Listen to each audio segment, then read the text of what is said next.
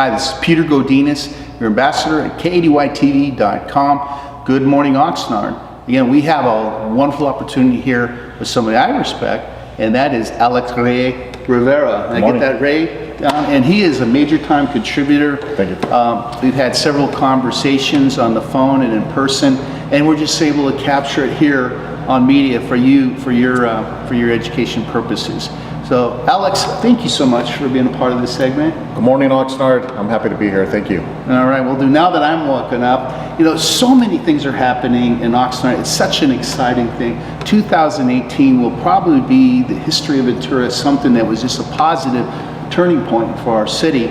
And with so many different subjects going on, the two that we're talking about a lot is the recall and the redistricting that's going to actually, I think, happen unless there's a 1% chance of change are going to happen. And we're just hoping it's going to be a positive thing. And I really think you have a really interesting point of view, and I think you cover both sides, Alex. But let's start with just the recall portion of it. Do you have, give both points of view, some of the exciting parts of it and more concerns coming from your point of view? Really good questions. This is definitely a significant time and place in Oxnard's history. I can't think of another year that we've had 3 elections in 1 year, as with 2 powerful subjects like the recall and the redistricting proposals. This is the time that people need to wake up, become alert, and become informed, research the matters, and make the best decisions that they feel is for themselves, their family, for our community. The recall it's a serious matter. There's a lot of reasons why it's come to the forefront here, but we'll look at the facts. There will be a special election set now that the City Council set a date for May 1st, 2018. But what does that mean? The recall is a special election, and it's basically a 2-part question.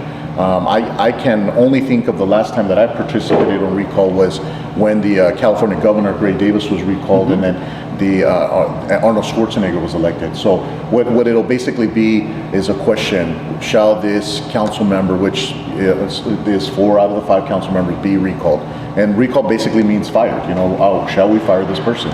It's a yes or no question. If you choose to vote no, then you stop there.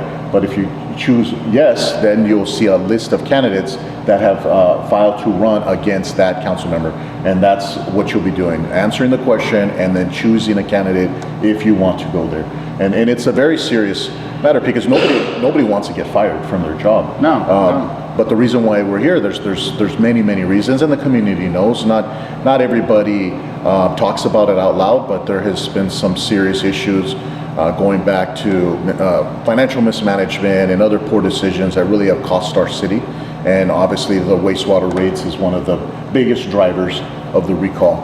But it is a very serious matter too. But there is an opportunity, I believe, that we can come together as a community and we'll heal, even though this is kind of like a civil war within the city. But let's get through these elections. Because even though the recall, whoever wins this race, they will still have to continue to the November election. Which makes it so significant in 2018, because once you got you got to catch your breath, because that's not too far apart. So with that, continue on in regards to the ballot, because that's something that I think we want to share with our audiences too. When you walk into the poll, what that ballot's going to look like, and to your point, is to be a question, yes or no, yes, and then a column of people who that you will have a chance to consider if you vote yes, we want to do a recall on that particular title.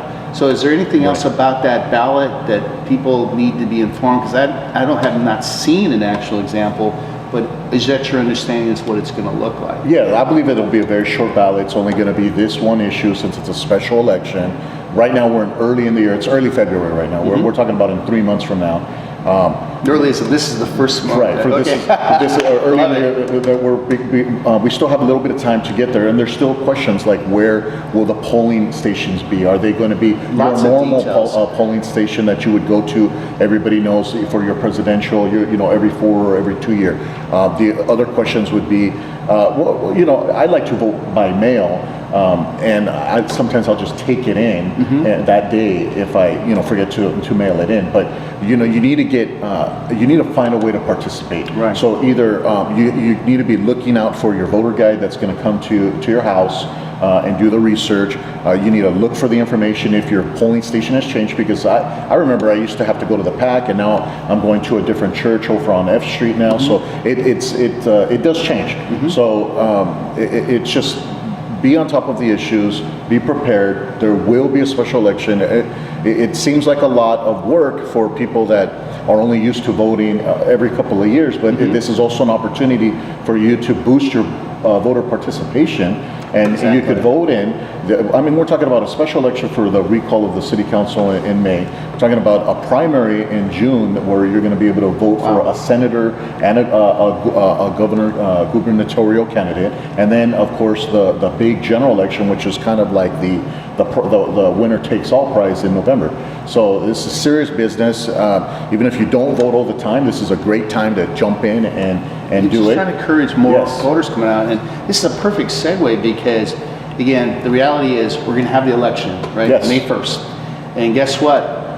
They're going to do it again in November, so you could potentially not be recalled, and we won't mention names, but not recalled, but then you're going to have to redo it again in the November timeframe, and that's a reality. Right. So given that, transitioning to the redistricting, Alex, what's your thoughts in regards to redistricting? The media right now is kind of saying that there's going to be 2 added, pluses and minuses. What's your viewpoint from your end? Well, so we know, before I answer that question, please. We know the recall is going to happen. Right. The districting is redistricting of Oxnard is a proposed, so it hasn't been finally determined. Okay. So it's still in what you would consider a show business working title phase. So but it is likely because there's significant support for it. But I do see them as very similarly related. In fact, I almost see as the redistricting as the counter to the recall. So in order to defeat the recall, you could say it's not necessary to vote yes on the recall because we're going to do redistricting anyway. So I see that as a very convenient. Interesting point. Very convenient. But if you have questions, you can go on oxnard.org. You could contact the city clerk's office if you have questions about either subject matter, the recall or the redistricting. You could start there, or you could go to the County of Ventura's websites, ventura.org, and you could look up all your information. You go to the clerk there in the elections division, and you'll be able to pull information that if you don't have it already, that you can look up candidate statements. You can find all these things. There's so much attention to the detail. It's there.